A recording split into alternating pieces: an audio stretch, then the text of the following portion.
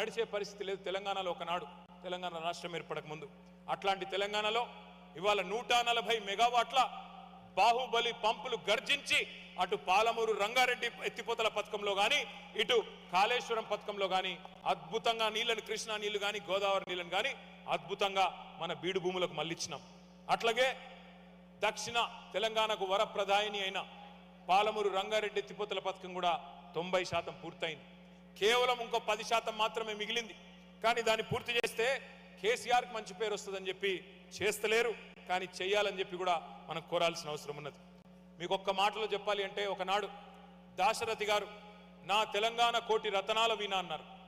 కేసీఆర్ గారు నా తెలంగాణ కోటి రతనాల వీణ మాత్రమే కాదు కోటి ఎకరాల మాగానా అని చెప్పి 2014-15లో గ్రాస్ ఇరిగేటెడ్ ఏరియా 62 లక్షల ఎకరాలు మాత్రమే ఉంటే 2023 నాటికి 1,60,00,000 ఎకరాలకు తీసుకొని పోయి 1,00,00,000 ఎకరాలు మరి కొత్త ఆయకట్టు తెచ్చింది కేసీఆర్ గారి నాయకత్వం.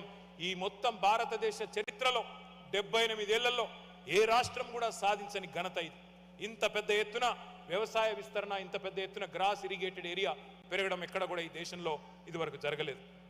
అట్లాగే 2015లో 2 పంటల కలిపి సాగు విస్తీర్ణం ఆనాడు 1,31,00,000 ఎకరాలు, 2 పంటలు యాసంగి వానాకాలం పంట కలిపి. అదే 2023 నాటికి 2 పంటలు కలిపి 2,29,00,000 ఎకరాలకు నీళ్లందించి పంజాబ్ను తలదన్ని, హర్యానాను తలదన్ని వరి ధాన్యం ఉత్పత్తిలో భారతదేశంలో నెంబర్ 1 గా నిలిచింది మన తెలంగాణ అనే మాటను మీకు గుర్తు చేస్తా ఉన్నా. రైతు బంధు గురించి నేను మీకు గుర్తు చేయాల్సిన అవసరం లేదు. 11 దఫాలుగా 73,000 కోట్ల రూపాయలు ప్రపంచంలోనే largest DBT, largest direct benefit transfer scheme Rythu Bandhu 73,000 కోట్ల రూపాయలు. మీ భాషలో చెప్పాలి అంటే దాదాపుగా $7+ బిలియన్, $7.5 బిలియన్ మరి వాళ్ళ రైతుల ఖాతాల్లో వేసిన ఒకే ఒక్క నాయకుడు కేసీఆర్ గారు. అట్లాగే వ్యవసాయ విస్తరణ జరిగింది. మీ అందరికీ తెలుసు 2014లో భూముల విలువ ఒక్కొక్క చోట ఒక్కొక్కలాగా ఉన్నప్పటికీ యావరేజ్గా 5-10 లక్షలు ఉన్నది కూడా 10 రెట్లు పెరిగిన పరిస్థితి. తెలంగాణలో చాలా మంది సంపద పెరిగింది. NRIలు కూడా చాలా మంది, మీరు కూడా అక్కడ పెట్టుబడి పెట్టిన వాళ్ళు ఉన్నారు.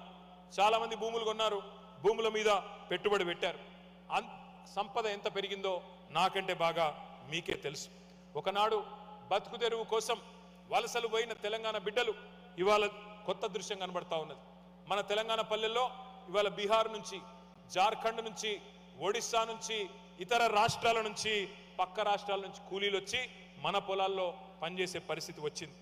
నిజంగా చెప్పాలి అంటే కేవలం పల్లెలు మాత్రమే కాదు, పట్నం కూడా మారింది. పల్లెల్లో హార్వెస్టర్ల సందడి, పట్నంలో సిటీల్లో ఇన్వెస్టర్ల సందడి. గ్రామాల్లో మడి పచ్చగా కలకల్లాడుతుంటే నగరాల్లో పెట్టుబడి కూడా తలతలలాడింది. తెలంగాణ పల్లెలు ప్రగతి మల్లెలై విరబూస్తుంటే పట్టణాలు అభివృద్ధి కేంద్రాలుగా ముందుకు పోయినాయి. తెలంగాణలోని ప్రతి పల్లెలో ఒక ట్రాక్టరు, ట్రాలీ, ఒక డంపింగ్ యార్డు, ఒక వైకుంఠ ధామం, ఒక పల్లె ప్రకృతి వనం, ఇవన్నీ కూడా 10 ఏళ్లలోనే సాక్షాత్కరించినాయి. కేంద్రం అవార్డులు ఇస్తుంది ప్రతి సంవత్సరం పంచాయతీరాజ్ దినోత్సవం నాడు. 3% కంటే తక్కువ జనాభా ఉండే తెలంగాణ 30% అవార్డులు ప్రతి సంవత్సరం గెలుస్తున్నది అద్భుతమైన పల్లెలకు అంటే ఇది అచీవ్మెంట్ కాదా అని నేను అడుగుతా ఉన్నా. తెలంగాణ పారిశ్రామిక విధానం గురించి అయితే నేను మీకు చెప్పాల్సిన అవసరం లేదు.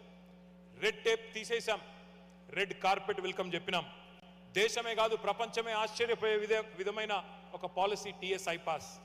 18 లక్షలకు పైచిలకు ప్రత్యక్ష అవకాశాలు మన ప్రభుత్వం ఉన్నప్పుడే కల్పించాము. అట్లాగే ఇంకొక 6 లక్షల కొలువులు ఈ మధ్య కాలంలో ఆవిష్కరించబడ్డాయి.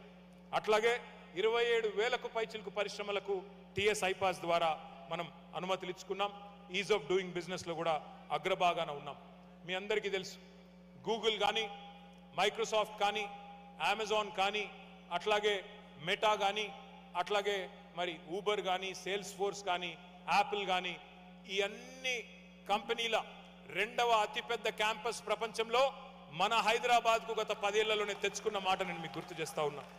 గ్లోబల్ కేపబిలిటీ సెంటర్స్ పెరిగినాయి హైదరాబాద్లో. హైదరాబాద్ విస్తరించింది. చాలామంది NRI మిత్రులు చెప్తా ఉంటారు నేను కలిసినప్పుడు. నేను రాత్రి కూడా డిన్నర్లో 2 మిత్రులు చెప్తా ఉన్నారు, మేము మార్పు అనేది ఎవ్రీ 2 ఇయర్స్కి మేము వస్తే మాకు కొత్తగా కనబడేది. హైదరాబాద్లో కొత్త కొత్త ఫ్లైఓవర్లు, కొత్త కొత్త రోడ్లు వస్తే మాకే అర్థం కాకపోయేది ఎక్కడున్నామో. అంత మార్పు చేశారండి మీరు అని చెప్పి నిన్న రాత్రి ఇద్దరు మిత్రులు చెప్తా ఉండే. మీకు నాకే కాదు, తమిళనాడు నుంచి వచ్చిన సూపర్ స్టార్ రజనీకాంత్ కూడా ఆశ్చర్యం అనిపించింది హైదరాబాద్కి వస్తే. ఆయన కూడా అన్నారు, నేను హైదరాబాద్లో ఉన్నానా న్యూయార్క్లో ఉన్నానా అన్నారు. అట్లాంటి మార్పు 10 ఏళ్లలోనే హైదరాబాద్లో తీసుకొచ్చినాము అంటే దానిలో ప్రధానమైన పాత్ర మన ఐటీ రంగానికి.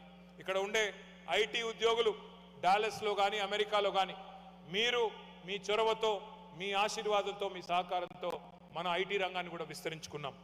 2014లో మన ఐటీ ఎక్స్పోర్ట్స్ 57,000 కోట్లు. 2023లో మేము దిగిపోయే నాడు 57,000 కోట్ల నుండి 2,41,000 కోట్లకు తీసుకొని పోయాం.